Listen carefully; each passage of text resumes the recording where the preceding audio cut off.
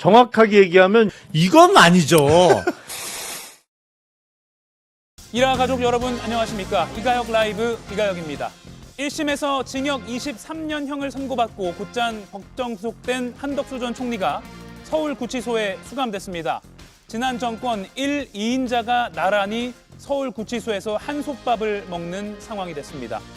12.3은 내란이고 친위 쿠데타라는 명확한 판단이 나온 후 윤 전 대통령과 김용현 전 장관 등에 대한 선고 형량에도 관심이 모아집니다. 잠시 후 짚어보겠습니다.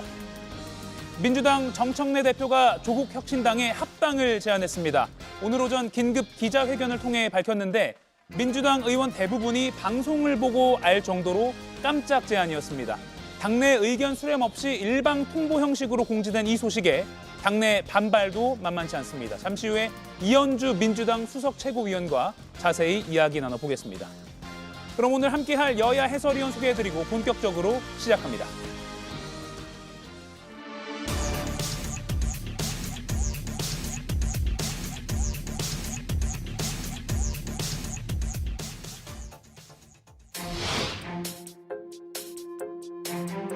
주문, 피고인을 징역 23년에 처한다.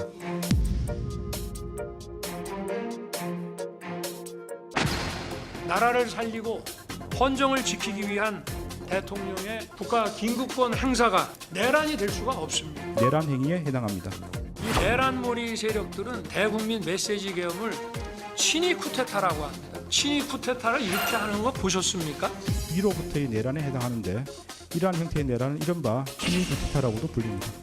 저는 계엄 해제 요구 국회 의결이 있자마자 분계엄 상황을 종료시키라고 했고 무엇보다도 무장한 계엄군의 맨몸으로 맞서 국회를 지킨 국민의 용기에 한 것입니다.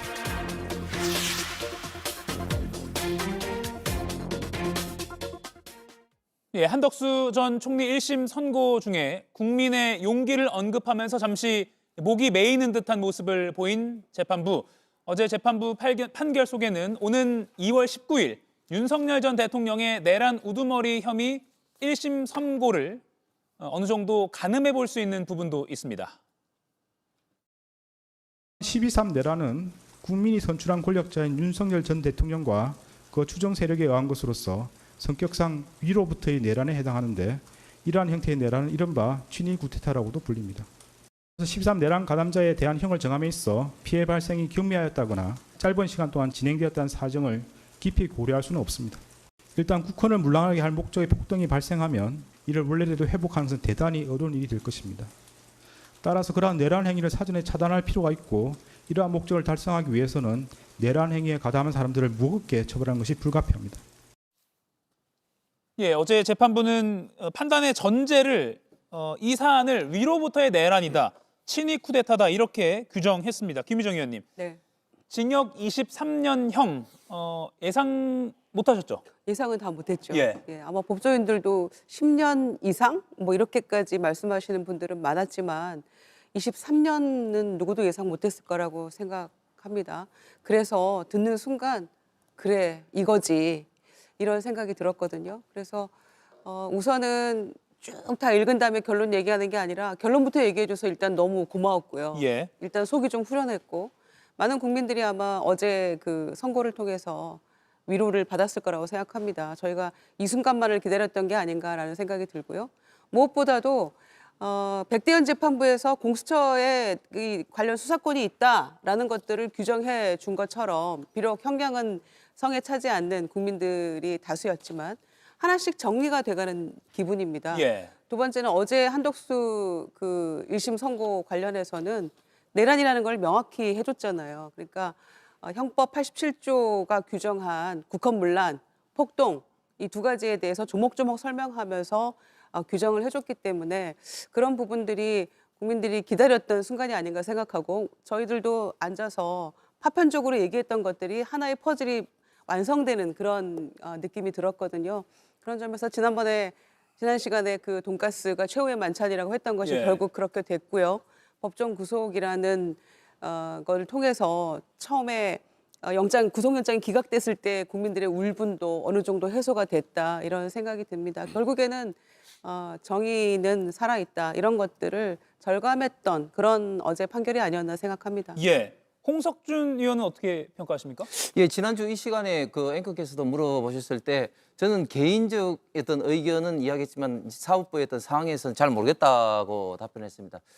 역시 잘 모르는 그런 어떤 상황이 한 것 같습니다. 사실 사상 최초로 전직 국무총리가 권한대행까지 한 사람이 법정 구속되기도 했지만 예. 또 법정 구속되면서 또 구형량 15년보다 훨씬 더 많은 23년이 구형됐는데 사실 저는 이게 재판을 진행하면서 이진관 판사가 결국 뭐 변호사를 감시 명령한다든지 또 그 공소장을 그 지금 현재 그 한덕수 총리가 내란 방조로 돼 있는 것을 추가로 내란 주요 업무 종사자로 변경을 요구한다든지 예. 이런 식으로 재판을 지휘하는 것을 보고 유죄였던 그런 어떤 확정은 생각하고 있구나 이런 생각은 확실히 가졌습니다. 그런데 23년이라는 것은 상당히 예외적인 일인데 그런데 그러면서도 제가 아직까지도 좀 이해하지 못하겠고 앞으로도 쟁점이 될 사항은 내란을 정의를 했는데 과연 이 재판부가 내란을 이런 식으로 정의하는 것이 맞느냐 지금 재판부가 결정하기 전에 특히 지금 국헌 어떤 문란 목적 같은 폭동했던 걸 이야기했는데 사실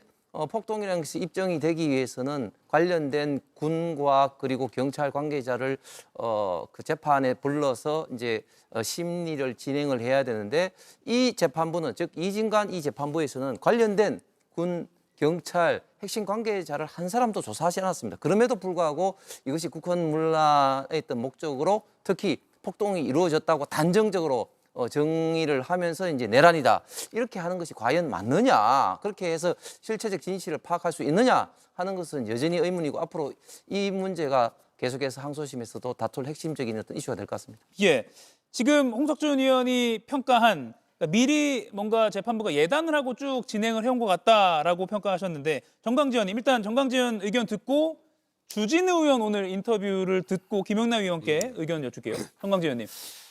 저는 어제 그 국민의힘이 공식 논평은 내지 않았습니다만 박성훈 수석 대변인이 사법부의 최후 판단을 기다려보겠다라고 얘기한 거 좀 아쉽게 생각합니다. 우리가 그동안 의례적으로라도 법원의 판결이 나왔을 때는 사법부의 판단을 존중한다라고 얘기해 왔었는데 물론 뭐 아쉬워하는 부분도 있습니다. 형량이 지나치게 예상했었던 것보다는 높다는 점 뭐 그런 것들을 들 수 있겠죠. 내란과 관련해서는 어쨌든 사법부에서 첫 판결이 나온 셈입니다. 이게 2월 19일에 있는 윤석열 전 대통령에 대한 내란 혐의 재판과 완전히 연결돼서 이것에 대한 구속력이 있는 것은 아니지만 예. 이번 판단을 통해서 주기현 재판부가 영향을 받을 가능성은 저는 굉장히 크다고 보고요. 한편으로는 주기현 재판부는 이진관 재판부가 이렇게 결론을 내려준 것에 대해서 내심 고마워하고 있을지는 모르겠어요. 본인이 갖고 있는 지금 여론의 압박이라든가 이런 것들이 굉장히 무거울 텐데 이진관 재판부가 이 내란과 관련해서 친위 쿠데타 성격이 있다라고 규정했기 때문에 윤석열 전 대통령에 대한 판결을 하는 데 있어서 다소 마음의 무게가 좀 가벼워진 측면도 있을 것 같습니다. 주진우 의원이 한 방송에 출연해서 어제 한덕수 전 총리 1심 판결에 대해서 재판장 진행이 유죄를 예단한 것 같다라고 주장했는데요. 들어보시죠.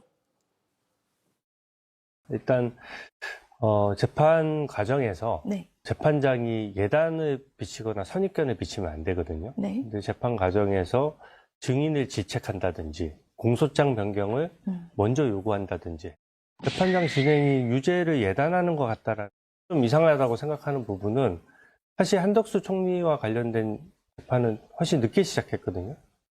그런데 훨씬 빨리 재판을 네, 진행해서 1심 선고가 났죠. 네, 먼저 그 부분에 대한 판단을 해버렸어요. 네. 재판장의 진행 자체가 너무 내가 먼저 판단할 거야 라는 의도가 너무 보여져서 이제 그 점이 불편했고.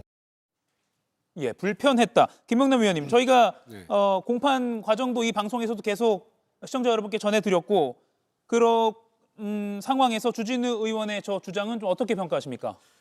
일단 그 공소장 변경을 요구를 한 부분은 예. 이번 판결 선고에도 설명을 해줬습니다만 이게 처음에 기소됐던 내란 우두머리 방조는 저도 이상했어요.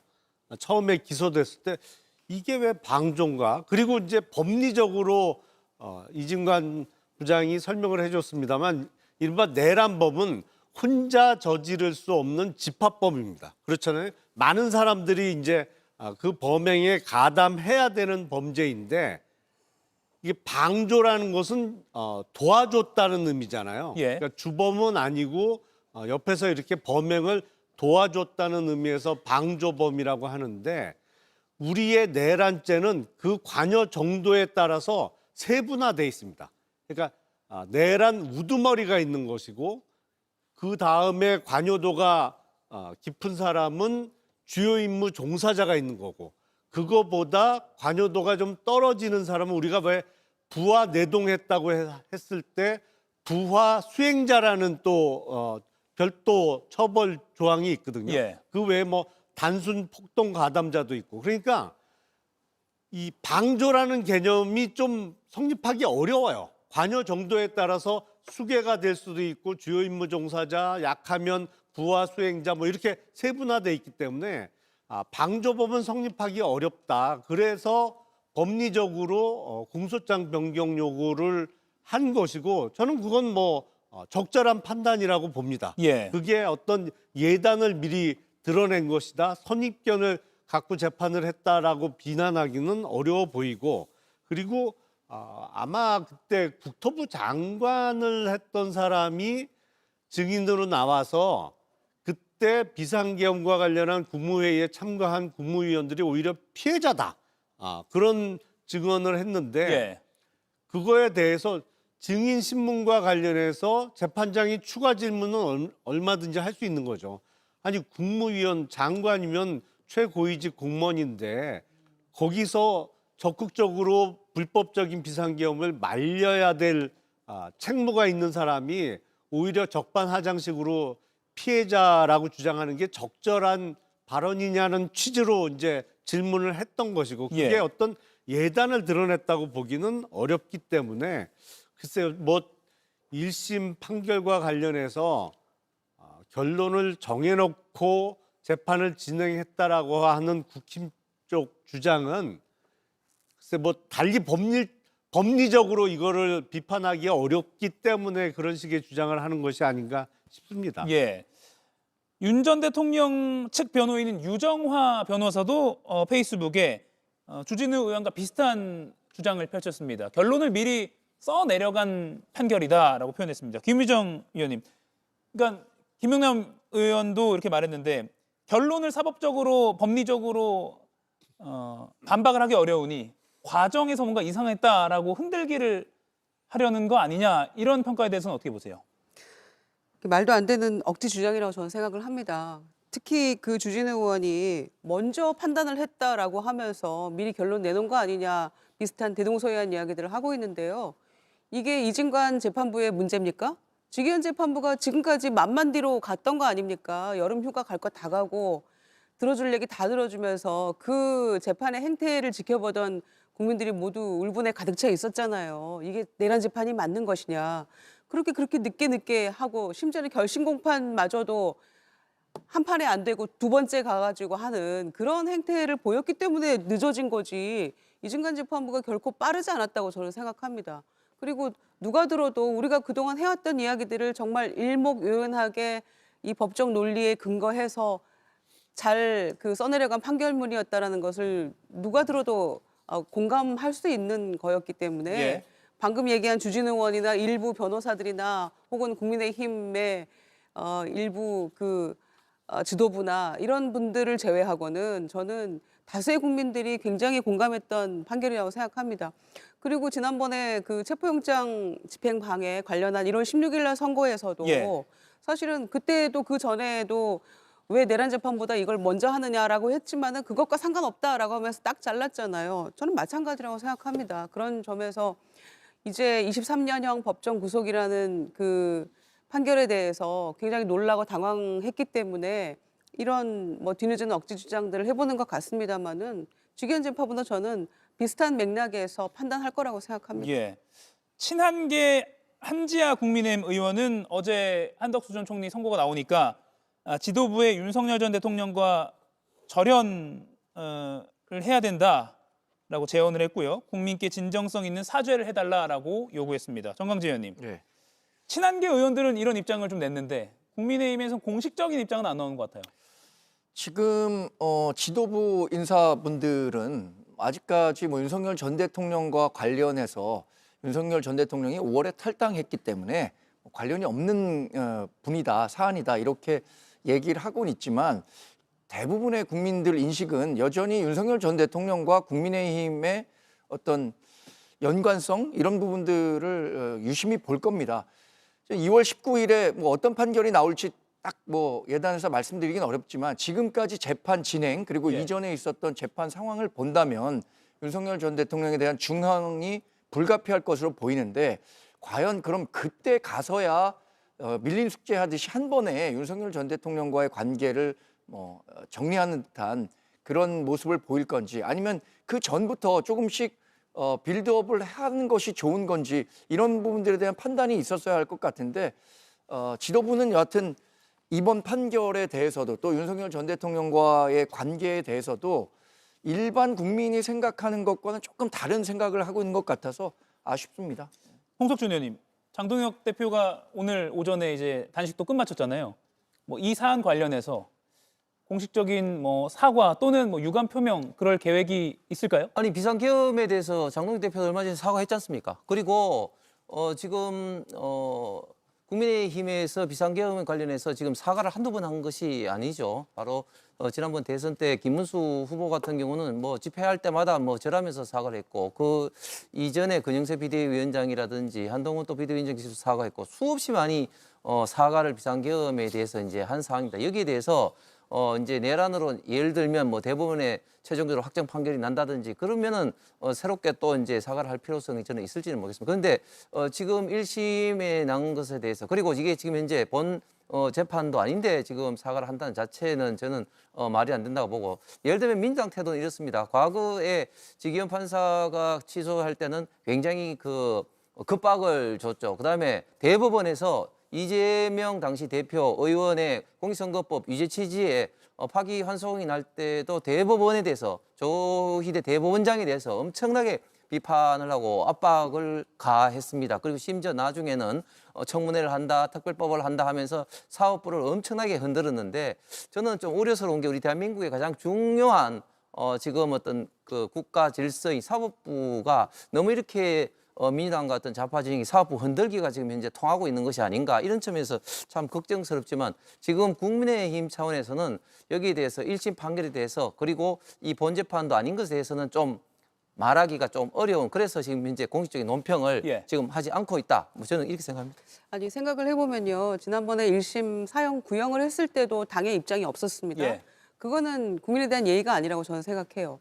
두 번째는 어제 한덕수 피고인에 대해서 23년 징역형이 나왔는데 여기에 대해서 적어도 국민의힘이 뭐 최종심까지 가보자 이런 한가한 얘기 할 때가 아니고 이런 내란범을 대선 후보로 만들려고 한밤에 쿠데타 같은 일을 벌였었잖아요. 그러면 거기에 대해서 소위 그때 소위 쌍권 지도부가 일을 벌였던 거 아닙니까? 그 얼토당토하는 일을 결국은 뭐 단일화 안 돼서 실패로 돌아가고 무의로 돌아갔습니다만 그렇게 했던 것에 대해서 국민들이 똑똑히 기억하고 있는데 여기에 대해서 최소한 사과는 있었어야죠. 대선 후보가 될 수도 있었던 그런 상황이었잖아요. 그런데 그냥 이도저도 아니고 그냥 뭉개고 넘어가려고 하는 모습을 보면 그래서 국민들이 국민의힘에게 대표가 단식을 8일 동안 하고 했어도 그게 소구력이 없는 겁니다. 민주당 그렇게 말할 자격이 없는 게 정가사범에 사법적으로 13개 이상의 재판이 걸려있는 사람이 대선 후보가 됐는데도 뭐가 그렇게 당당해가지고 이것을 두고 뭐 사과를 해야 된다는 많은 분 그렇게 이야기를 했을지 모르겠고 지금 한덕수 총리에 대해서 지금 1심 판결이 난 것에 대해서 사실은 만약에 민주당 같은 경우는 지금 이진관 판사를 굉장히 아마 공격했을 겁니다. 그럼에도 불구하고 지금 국민의힘은 법치주의 사법부를 존중하는 차원에서 지금 저는 침묵을 지키고 있다 이렇게 생각합니다. 아니 검찰의 정치적 기소 때문에 그 고생했던 이재명 당시 대표가 그리고 국민의 선택을 받아서 대통령이 돼서 훌륭하게 국정 운영을 하고 있는 대통령을 향해서 지금 이 내란범들과 이 상황을 똑같이 동일선상에서 비교한다는 건 있을 수 없는 일이라고 저는 생각합니다. 예. 그러면 지금 나머지 두 분께도 이렇게 질문 드려볼게요. 지방선거가 이제 다가오고 있잖아요. 그러면 내심 정말 뭐 사과가 내키지 않더라도 전략적으로라도 국민의힘 내부에서도 이 사과해야 되는 거 아니야 이런 목소리가 있긴 있거든요. 정강지원 먼저 의견 들어볼게요. 어쨌든 우리가 길을 잃었을 때 가장 먼저 해야 하는 것은 예. 그 길을 잃은 지점으로 가야 하는 거거든요. 그래야 뭐가 잘못됐었는지 어디로 가야 하는지 새로운 길을 찾을 수 있는데 윤석열 전 대통령이 2024년 12월 3일에 했었던 계엄 때문에 결국에는 국민의힘이 길을 잃은 겁니다. 그럼 그 이전 단계로 가야 하는데 그 이전의 단계는 무엇이었느냐? 윤석열 전 대통령이 이런 식으로 국정 운영한 부분에 대해서 또 계엄에 이르기까지 한 과정에서 집권 여당으로서 충분히 이렇게 윤석열 전 대통령을 잘 보좌하지 못했다는 점, 이것에 대해서 반성해야 됩니다. 그런 부분에 대한 반성은 몇 차례 우리 국민의힘이 했었던 거죠. 그럼 그 이후에 이루어진 뭐 탄핵 재판이라든가 이번에 나오는 사법부의 판단에 대해서도 저는 국민의힘이 단연코 윤석열 전 대통령과 같은 아이덴티티, 정체성을 가졌다. 이 부분은 단절해야 된다고 생각하거든요. 윤석열 전 대통령 사실 2021년에 우리 당에 오기 전까지만 하더라도 우리 당과 아주 그렇게 가까운 인연을 갖고 있었던 분이 아니고 예. 지금 대부분의 평가가 윤석열 전 대통령의 계엄으로 인해서 국민의힘까지 같이 늪속으로 빠져든 거 아니냐 이런 이야기들을 하고 있는데 이제 5개월도 안 남은 지방선거에 임하는 국민의힘이 과연 윤석열 전 대통령과 이렇게 같이 늪으로 끌려갈 건지 아니면 한 명이라도 살아서 나중에 그 생존 방법을 찾을 건지 이거 진짜 고민해야 되는 시점이죠. 예, 김영남 의원님. 제 예상으로는 이제 6월 3일이죠. 지방선거가 코앞으로 다가와서 급해지면 국민의힘에서 사과를 할 겁니다. 지난 대통령 선거 때도 그랬잖아요. 사실은 대선이 다가오니까 당시 김문수 후보는 사과를 했죠. 근데 대선 패배 이후에 그 다음에 이루어진 전당대회를 통해서는 윤 어게인을 확실히 입장을 고수한 지금 장동혁 대표가 당선이 됐고 이런 식으로 이제 선거 때는 급해서 사과했다가 급한 거 끝나고 나면 본연의 모습으로 다시 돌아가는 그런 모습을 이번 지방선거에도 또 반복하지 않을까. 근데 그래 갖고는 전국적인 선거를 이기기가 어렵죠. 그러니까 아마 그 국민의힘이 정말로 다시 살아나려면 뼈 아픈 반성과 사과가 전제가 돼야 뭐 변화의 가능성이 생기는 거지. 그 국민들이 다 아시거든요. 선거 내일 모레 치러야 되면 급하면 막 예. 잘못했다고 하고 큰절하고 사과하고 그 선거 끝나면 또 나몰라라하고 태도 확 변하고 그래갖고는 소생의 기미가 안 보이겠죠. 예, 사과와 절연 꼬리표가 계속 붙어 있는 것 같아요. 관련해서 한 말씀만 좀 더 드리면 짧게요. 예. 탄핵 박근혜 정부 때 겪었잖아요. 그 이후에 우리가 극복하는 과정에서 2021년 4.7 재보궐선거 또 2022년에 있었던 대선에서 승리할 수 있었던 것은 어쨌든 박근혜 전 대통령에 대한 탄핵에 대해서 반성하고 쇄신하겠다는 메시지를 강력하게 냈기 때문에 국민들이 다시 선택해 준 것이라고 보거든요. 과거에 이런 경험이 있다면 저는 그 과거의 경험을 바탕으로 학습하고 그런 모습으로 가야 된다고 생각하는데 예. 그게 아직 뭐 시차가 있는지 모르겠습니다만 진행되지 못하고 있다는 점은 아쉽죠. 이 사안으로 한 3, 40분 더 토론하고 싶은데 다시 어제 선고로 좀 제가 좀 끌고 오겠습니다. 어제 저도 개인적으로 좀 충격적이었던 거, 제가 JTBC 임직원이라 그런지 몰라도 언론사 단전단수 의혹의 당사자 이상민 전 행안부 장관도 중형을 선고받을 가능성이 크다는 분석이 가능한 판단이 나왔습니다. 이상민이 윤석열의 지시에 따라 소방청장 허석권에게 전달한 특정 언론사 단전 단수 조치는 헌법에 의하여 절대적으로 금지되는 언론 출판에 대한 허가 검열에 해당합니다. 이상민과 특정 언론사 단전 단수 조치 지시의 이행의 내용과 근거, 그 이행 방안 등에 관해 논의하였고 제재하거나 만류하지 않았으며 오히려 대통령실 CCTV 영상에 따르면 피고인은 그 지시의 이행을 독려한 것으로 보입니다. 윤석열 등의 내란 행위에 있어서 중요한 임무에 종사했다고 봄이 타당합니다. 예, 언론사 단전 단수 조치를 윤 전 대통령이 이상민 전 장관에게 지시한 것으로 알려져 있고요. 그런데 그 국무회의 그날 한덕수 전 총리가 독려했다라고 1심 재판부는 판단을 내렸습니다. 김영남 의원님, 그러면 이상민 전 장관도 지금 내란 중요임무종사 혐의로 재판받고 있는데 유죄 또는 유죄는 당연하고 중형 가능성도 가늠해봐도 됩니까? 물론 이제 이상민 피고인은 저 이진관 재판부가 아닌 다른 재판부에서 지금 재판을 받고 있는 것으로 알고 있습니다. 예. 재판부는 각기 독립적으로 재판을 진행하고 선고 형량이나 유무죄 판단도 독립적으로 하기 때문에 뭐 반드시 그렇게 된다 아니면 이른바 기속된다고 보기는 어렵겠습니다만 일흥의 기준은 지금 제시가 된 것이거든요. 내란과 관련해서 같은 혐의로 기소가 된 겁니다. 내란의 주요 임무 종사자로 어제 한덕수 피고인이 23년형을 받은 것이고 이상민 피고인도 지금 내란의 주요 임무 종사자로 기소가 돼서 재판이 진행 중이기 때문에 완전히 동떨어진 판결을 하기는 쉽지 않겠죠. 사실은 내란죄와 관련해서도 워낙 누가 재판을 하더라도 워낙 중한 범죄이기 때문에 뭐 경미한 형을 선고한다는 거는 생각하기가 어렵죠. 예. 그리고 오늘 JTBC가 오전에 단독 보도한 내용이 있습니다. 어제 한덕수 전 총리 판결문 내용을 취재를 한 건데, 그러니까 어제 이제 방송으로 보신 거 말고 더 자세한 내용이 활자화돼서 기록이 되어 있는 것이죠. 이상민 전 장관이 그 12.3 그날 밤에 헌법과 또 정부 조직법 이런 키워드를 스마트폰으로 검색을 해봤다는 겁니다. 그리고 윤 전 대통령에게 보고를 했고 한국수자원공사 사장에게도 전화를 했다. 이게 판결문에 적혀 있다고 합니다.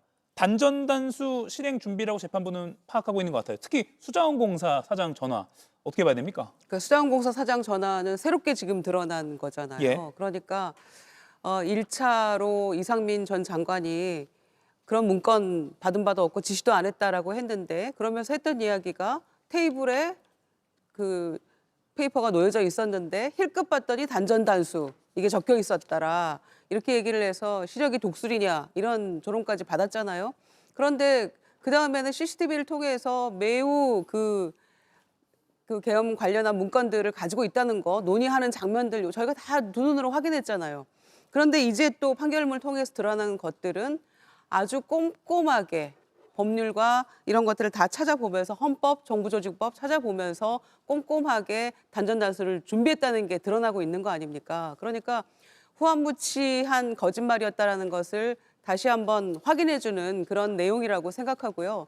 특히 이제 헌법에서 계엄령 선포하면 단전 그 언론사에 대해서 통제 가능한 그런 것들 보고를 했을 것이고 정부조직법을 통해서 저희는 경찰과 소방에만 그런 지시를 했다고 생각했는데 예. 심지어는 수자원공사까지 이거 너무 디테일하게 준비했던 거 아닙니까?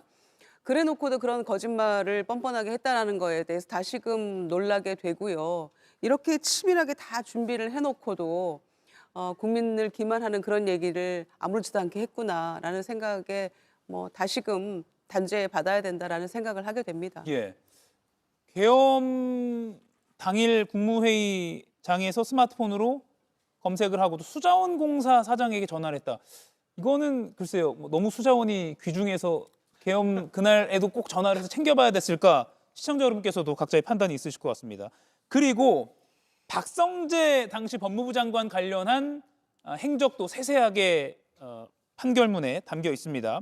박 전 장관이요. 그 2분 국무회의가 끝나고 참석자 명단을 직접 적었고 이상민 행안부 장관에게 참석자 서명을 받아야 된다.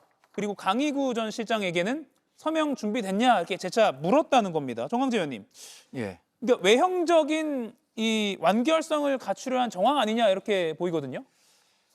박성재 법무부 장관이 법에 대해서 좀 알겠죠. 예. 계엄의 발동 요건 그리고 계엄이 선포되는 과정에서의 행정적 절차 이런 부분들이 중요하다는 것을 알았기 때문에 국무회의를 정상적으로 진행했다는 점을 남기고 싶었을 것이라는 생각이 듭니다. 근데 박성재 전 법무부 장관 같은 경우에는 과거에도 구속영장 심사 과정에서도 사실 위헌 위법의 계엄을 인지하고 있었느냐 인지하지 않았느냐 이 부분과 관련해서 다툴 여지가 있어서 구속영장이 기각됐었던 것으로 아는데 예. 같은 차원에서 한 게 아닐까 싶습니다. 그러니까 본인이 당시에 판단했을 때는 이런 적법 절차를 거치는 것이 그래도 계엄의 적법성을 갖추는 것이라고 판단했을 가능성이 크겠죠.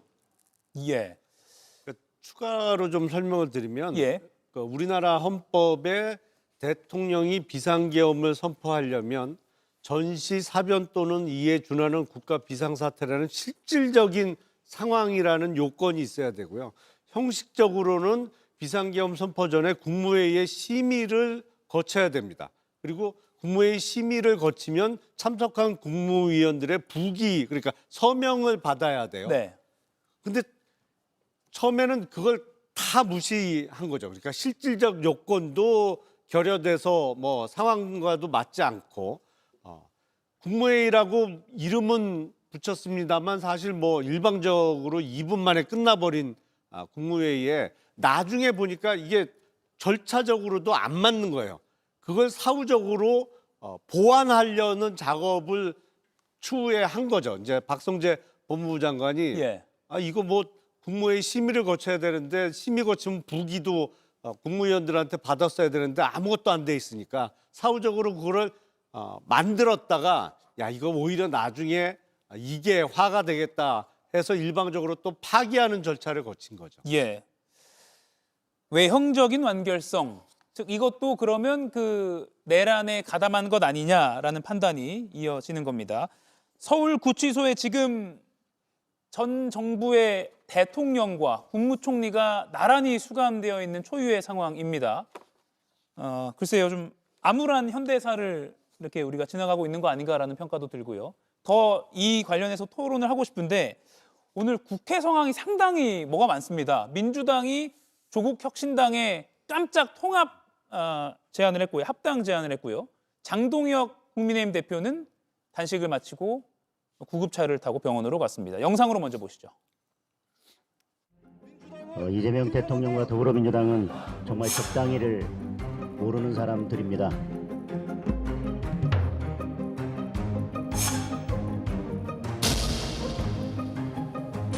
저에 대한 징계는 명백한 조작이자 정치보복입니다.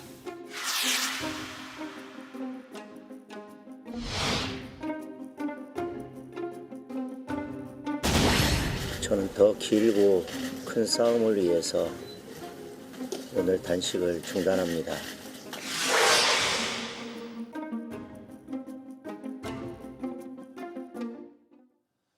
단식 8일 만에 마침표를 찍은 장동혁 국민의힘 대표. 이 인물과 만난 직후에 단식 종료를 결정했습니다. 생각이 조금씩 다를 수는 있겠지만 정치인으로서 옳다고 생각한 것에 대해서 목숨을 건 투쟁을 한 것, 이 점에 대해서 국민들께서는 대표님의 진정성을 인정할 것입니다. 이 자리에서 단식을 그만두겠다 이렇게 약속을 해주셨으면 합니다. 그렇게 하겠습니다. 예, 전직 대통령 박근혜 씨 탄핵 이후에 국회를 처음으로 방문한 거라 하더라고요. 어떻게 네. 보셨습니까? 그 지난번에 윤석열 전 대통령 취임식 그때 국회에 왔지만 이제 저 내부까지는 들어오지 않았죠. 예. 그러니까 아주 오랜만에 국회 방문인데 그것도 하필이면 장동혁 대표의 단식을 만료하기 위해서 왔다라는 것도 참 초현실적인 모습이라고 저는 생각합니다. 역사적으로 대통령 탄핵이 2번 있었는데 지금 장동혁 대표는 2번째 탄핵당한 대통령을 못 버려서 지키겠다고 지금 저렇게 단식하는 모습처럼 느껴지고요. 그런데 첫 번째 탄핵당했던 대통령이 와서 그 단식을 만료하니까 누구 말도 듣지 않다가 이제 멈추십시오 하니까 네, 그만하겠습니다라고 하는 그 모습이 참 초현실적이다. 그러니까 출구 전략이 없었다라는 거죠. 그러니까 저희가 애초에 단식을 뜬금포로 갑자기 시작했을 때 뭐 시작은 할 수 있겠지만 출구 전략이 있어야 되는 것이고 도대체 왜 하는지 이유도 잘 모르겠다. 누구를 향해서 단식을 하는지 어떤 지금 대의 명분을 걸고 하는지도 명확하지 않다. 이런 얘기들 했었는데 예. 어찌 됐거나 이제 8일째 접어든 단식을 통해서 몸도 많이 상했을 텐데 회복을 빨리 하셨으면 좋겠고요. 장동혁 대표. 그러나 결국에는 뭐 그 단식으로 그 내부의 어떤 결집 효과 그리고 본인의 어떤 당내에서의 어떤 정치적 입지, 예. 리더십 이런 거에 어떤 소기의 목적을 달성했는지는 모르겠습니다만은 지금도 여전히 국민은 단식을 왜 했지? 라고 생각하실 거예요. 그런 점에서 박근혜 전 대통령의 출연도 상당히 좀 어색하고요. 단순히 장동혁 대표의 단식을 말리기 위해서만 왔을까? 어렵게 국회에 10년 만에 이런 생각이 들기 때문에 어떤 모종의 이면적인 어떤 내용이 또 있는 게 아닌가 자꾸 생각하게 되네요. 예, 홍석준 의원님. 홍익표 신임 청와대 정무수석이 방문할 것인가, 또는 한동훈 전 대표가 깜짝 방문할 것인가, 뭐 이런 관측이 뭐 예측이 나오는데 갑자기 박근혜 전 대통령이 방문하면서 끝났습니다. 예, 정치도 정치 이전에 사실 이제 사람이 먼저입니다. 사실은 장동혁 대표가 지금 목숨을 걸고 순수하게 물과 소금에서 이제 8일째 단식을 했었죠. 그런데 장동혁 대표 같은 경우는 3주 전에 24시간 필리버스터를 해서 정상적인 몸이 아니었기 때문에 예. 단식에 어떻게 보면 좀 후유증이랄까 건강에 미치는 악영향은 훨씬 더 좀 심할 것으로 예상이 됩니다. 그래서 어제 2시에 긴급의총을 열어서 강제 후송을 시키자고 이제 결정을 하고 한 3시 한 40분경에 119 구급차가 왔습니다. 그럼에도 불구하고 구급 대원들이 이제 강제적으로 후송하려 하니까 본인이 강하게 이제 거부를 해서 주변에 있는 모든 어떤 사람들, 특히 의료진이 이렇게 되면은 생명에도 유독하다 이런 어떤 이야기들이 많았습니다. 그래서 사실 이제 오늘 이제 오전적으로는 어떻게 해야 될지 고민을 하고 있던 차에 박근혜 대통령이 이제 방문을 하셨고, 그래서 이제 단식이 중단돼서 이제 병원으로 갔습니다. 그런데 저는 참 아쉬운 게 오히려 이재명 대통령 측에서도 홍익표 지금 정무수석이 어제 정청래 대표와 한병도 원내대표를 방문하러 이제 왔었는데 예. 한 1분만 걸어가면 단식 현장에 나타날 수 있는데 그렇게 그냥 얼굴이라도 비쳤으면 훨씬 더 좋은 어떻게 보면 좀 이미지를 좀 할 수 있을 텐데 왜 그렇게 하지 않았을까?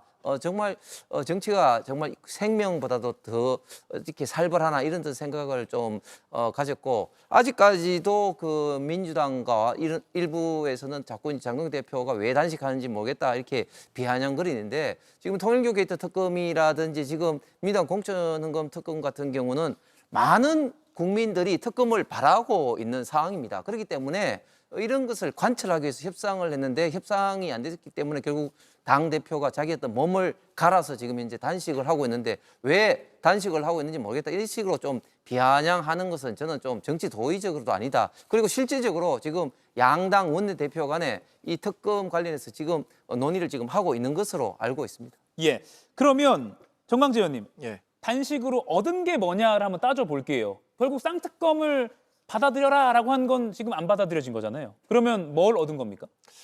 어찌됐든 뭐 국민의힘을 지지하는 사람들의 예. 그 민주당 또 이재명 대통령의 정권 운영과 관련해서 견제할 수 있는 구심점이 됐다는 점은 성과라고 할 수 있겠죠. 예. 그동안 장동혁 대표가 뭐 당내 리더십도 그렇고 전체적으로 보수 진영이 분열돼 있다라는 평가를 받았었는데, 적어도 이번 단식을 통해서 사실 지난번에 24시간 1차 필리버스터를 하면서 12월 3일 계엄과 관련해서 어떤 목소리도 내지 않았기 때문에 리더십과 관련한 위기가 찾아왔었는데 그걸 넘겼잖아요. 이번에도 적어도 당내의 리더십을 확보해야 하는 데는 도움이 됐다라는 예. 평가를 할 수 있을 것 같고, 저는 두고두고 좀 아쉬운 점은 단식에 앞서서 당내 분열 양상을 마무리하고 본인이 단식을 했었더라면 더 좋은 평가를 받았을 겁니다. 국민들로부터, 민심으로부터 좋은 평가를 받아서 예. 민주당을 압박하는 데 상당한 도움이 됐을 것 같아요. 지금 장동혁 대표의 단식에 대해서 민주당이 꼭 하는 말이 뭡니까? 폄훼하면서 하는 말이, 그거 결국에는 한동훈 전 대표와의 갈등, 그것을 자신의 힘으로 봉합하기 위해서 정치적으로 이용하고 있는 거다라는 비판 받아왔잖아요. 예. 그런 비판에서 자유로운 상태에서 단식했다면 훨씬 더 여론의 반향을 일으킬 수 있었겠죠. 예, 김영남 의원님 같은 질문인데, 지금은 단식을 하고 있으니 어쨌든 몸 상태 하루하루 저희도 보도를 해드리고 있는데, 이제 회복하고 다시 돌아오면 남아 있는 건 똑같은 거 아닙니까? 당내 갈등이나 또 뭐 윤저련 또는 쌍특검 뭐 변한 게 없는 거 아닙니까? 그렇죠. 그러니까 민주당의 입장이 지금 통일교 특검을 안 하겠다는 게 아니잖아요. 진작에 하자고 한 거잖아요. 그리고 신천지 관련해서도 의혹들이 계속 드러나고 있는데 종교 집단의 정치권 개입과 관련한 특검을 한 번에 하자는 것인데, 국민의힘은 처음은 신천지 쪽은 하지 말자고 했다가 그게 명분이 약하니까 통일교 특검 따로 신천지 특검 따로 뭐 하자는 것인데, 그것도 아마 당내에서 의견이 잘 조율이 안 되고 있는 것 같아요. 그러니까 예. 8일 동안 단식을 했습니다만 사실은 아무런 소기의 목적을 달성 못하고 그냥 단식을 갑자기 끝내버린 상황이잖아요. 이게 병원에서 회복되고 다시 직무에 복귀하면 글쎄요, 당대표가 없는 가운데 지금 정치 현안을 송원석 원내대표를 중심으로 해결해 놓는다면 예. 당대표 없으니까 오히려 당이 잘 돌아갔다는 평가를 받을 수도 있을 거고 그게 아무런 해결이 안 된 상태에서 병원에서 장동혁 대표가 복귀한다면 뭐 단식을 통해서 아무런 변화를 이끌어내지 못한 거죠. 예. 뭐 어느 쪽이든 좋은 평가 받기는 쉽지 않아 보입니다. 예. 홍석준 의원님, 네. 지금 국민의힘은 아무튼 통일교 신천지 정교유착 관련해서 밝히긴 밝히자. 근데 따로 하자라고 하고 있잖아요.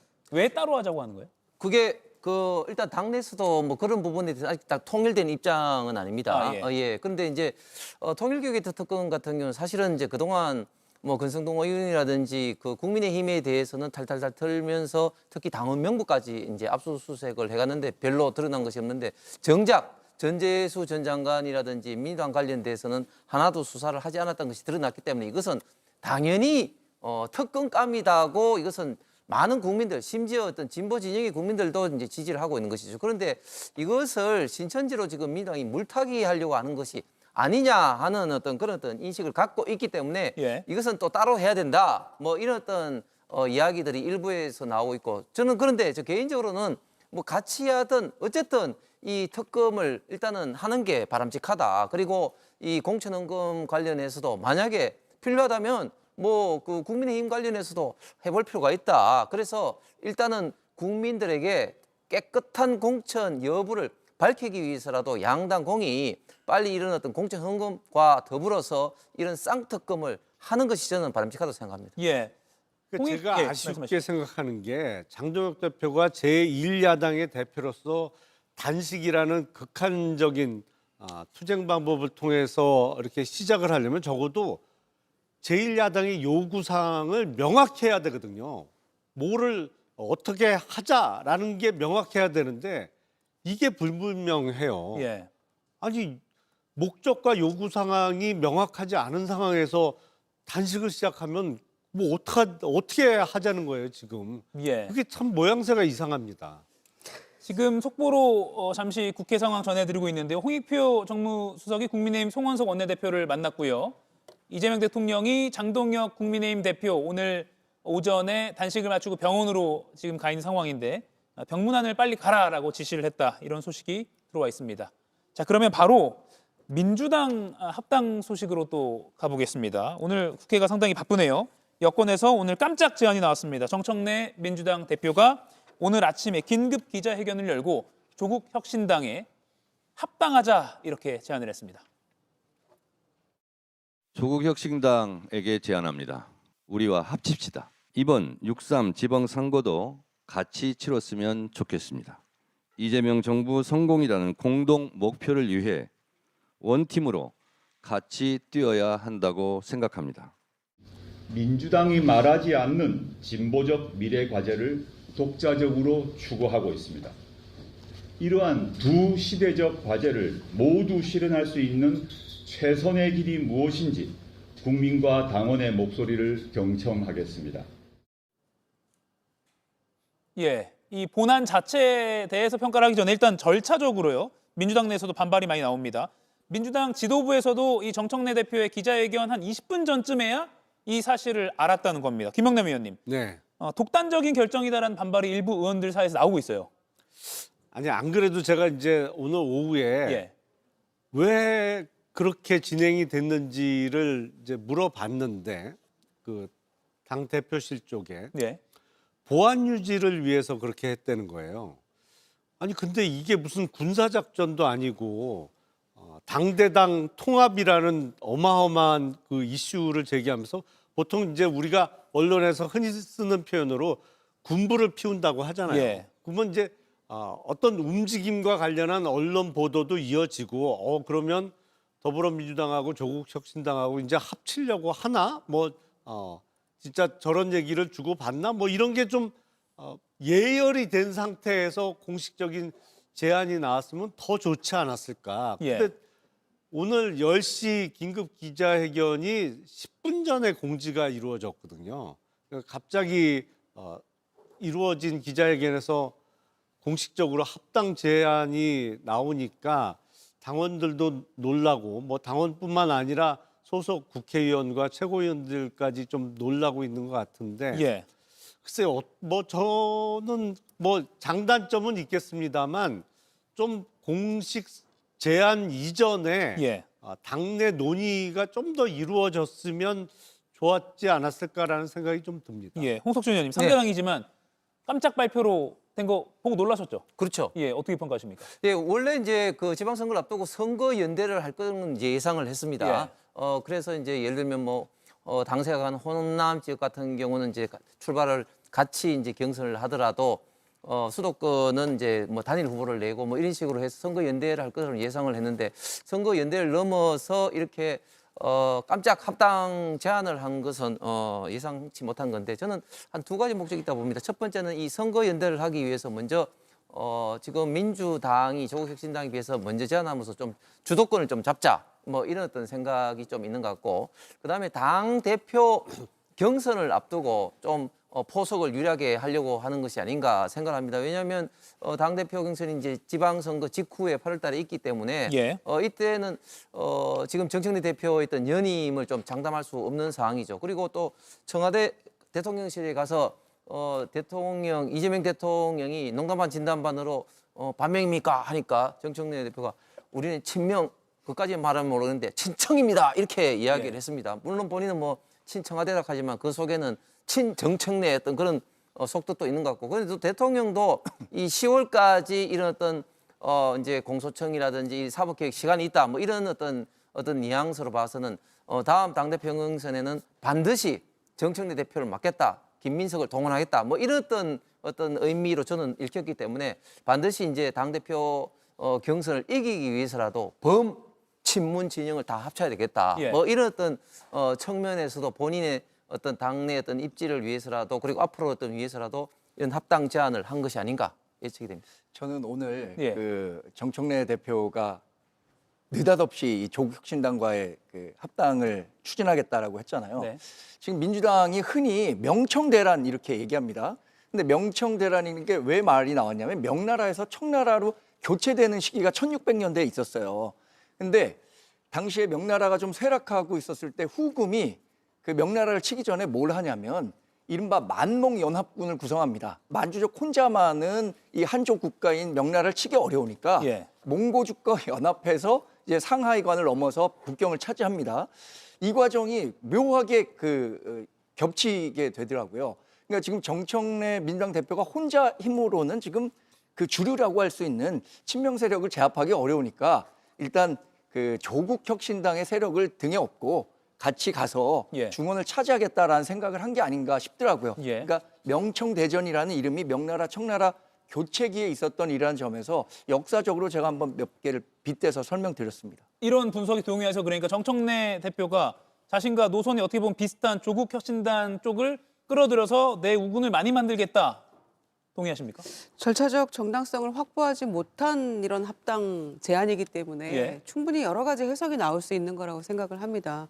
그러니까 그동안에 간간히 이제 조국 혁신당과 함께 가야 되는 거 아니냐라는 뭐 개별 의원들의 얘기는 있었습니다마는 양당의 합당만큼 이렇게 중요한 문제를 당대표가 전격 먼저 제안하는 이런 모습, 또 당원들의 충분한 의견 수렴이나 최고위원들도 뭐 직전에 알았다고 하니까요. 예. 의원들조차도 방송이나 뭐 언론을 통해서 알게 된 이런 상황이 이게 맞는 것인가라는 생각은 듭니다. 그런 점에서 아무리 의도가 좋더라도 아니 지금 당원들을 그 당원 주권 정부에서 1인 1표제도 지금 하겠다라고 정청래 대표 얘기하고 있는 것이고 당무회에도 통과를 했잖아요. 그러면 그만큼 당원들의 어떤 의견이 중요하다라는 것을 표방하고 있는 이 상황에서 왜 이런 중요한 문제를 이렇게 훅 던지는 것인지 더군다나 오늘같이 좋은 날 아닙니까? 어제 신년 기자회견에 대한 반응도 예. 정말 진솔한 대통령의 면목을 보여줬던 것이고 코스피 5천 취임 7개월 만에 공약을 달성한 거 아닙니까? 지금 이런 상황에서 이걸 좀 찬물 끼얹은 그런 느낌이란 말이에요. 아무리 의도가 좋아도. 더군다나 조국혁신당과의 관계는 일단은 지방선거 전까지 이게 합당이든 통합이든 이런 거는 좀 어렵지 않을까라고 많은 보는 시각이 많았고요. 뭐 따로 또같이처럼 일정 부분 어느 지역에서 연대하고 어느 지역에서는 또 별도의 후보를 내고 이런 생각들을 많이 했을 거란 말이에요. 무엇보다도 지금 민주당에서 예비 후보로 뛰려면 등록해서 뛰려면 이제 인사검증 후보검증위원회를 통과를 해야 되거든요. 그래야만 예비 후보 자격을 당에서 인정 이렇게 된단 말이에요. 그래서 정말 수많은 서류들 준비해서 이제 검증이 구성되면 하려고 준비했던 많은 예비 후보들로서도 굉장히 당황스러운 그런 그 순간이죠. 그래서 왜 이렇게 했을까? 청와대와 사전 교감이 있었다 없었다 그 말들도 지금 어떤 말을 믿어야 될지 모르겠고요. 그런 것들이 절차적 정당성 굉장히 중요시하는 우리 민주당에서 왜 이렇게밖에 할 수 없었을까에 대해서 당내 상당히 복잡한 변수가 될 것 같습니다. 청와대 오늘 강유정 대변인과 홍익표 정무수석의 입장이 좀 엇갈리는 듯한 모양새가 있었습니다. 보여주시죠. 지금 보면 강유정 대변인은 합당 관련해서 사전에 청와대와는 특별히 논의된 것 없다라고 했는데 홍익표 정무수석은 양당 통합은 이 대통령의 지론이다. 사전에 연락 받았다. 김영남 의원님. 네. 어떻게 봐야 됩니까? 아니 그러니까 어떤 조국혁신당과의 연대 내지는 통합도 언젠가는 충분히 논의되고 추진해야 될 과제인 거는 틀림없죠. 지난 대선에서도 조국혁신당은 대선 후보를 내지 않았습니다. 그렇기 때문에 뭐 어떤 척을 지거나 뭐 그런 사이도 아니고 항상 연대나 협력을 하는 관계 하에서 언젠가는 뭐 합당이 될 수 있는 사안인데 그런 의미에서 조국혁신당과의 어떤 우호적인 관계 내지는 뭐 그걸 뛰어넘는 합당 관련해서 이재명 대통령의 의지 내지는 지시가 있었던 것은 분명해 보입니다만 다만 이제 홍익표 정무수석의 발언 중에도 오늘 당대표의 공식적인 저런 합당 제안이 있을 거라는 것을 사전에 알지는 못했던 것 같아요. 그러니까 합당 추진은 언젠가는 할 거는 알았지만 그 공식 제의를 오늘 할 거는 미리 통지받지는 못했던 것 같습니다. 그러다 보니까 청와대 내에서도 약간의 혼선이 있었던 거 아닌가. 뭐 오전에 나왔던 발언하고 오후에 설명이 좀 달라진 거 아닌가 싶어요. 김유정 의원이 말한 대로 코스피 5천 아주 정부로서는 또는 국가적으로는 호재가 이렇게 있는데 그 뉴스를 덮어버리는 이 타이밍에 대해서도 불만의 목소리가 민주당 현역 의원들 사이에서 나오기도 하고요. 이 상황은 아마 조금 더 국회 상황을 좀 지켜봐야 될 것 같습니다. 그리고 내일 오전에 드디어 이해운 후보자의 청문회가 열리는데요. 이 내용은 내일 또 이 시간에 자세히 저희가 취재해서 전달해 드리도록 하겠습니다. 합당 관련 내용은 저희가 이현주 민주당 수석 최고위원과 인터뷰로 더 풀어가도록 하겠습니다. 네 분과의 토론은 여기서 마무리하죠. 고맙습니다.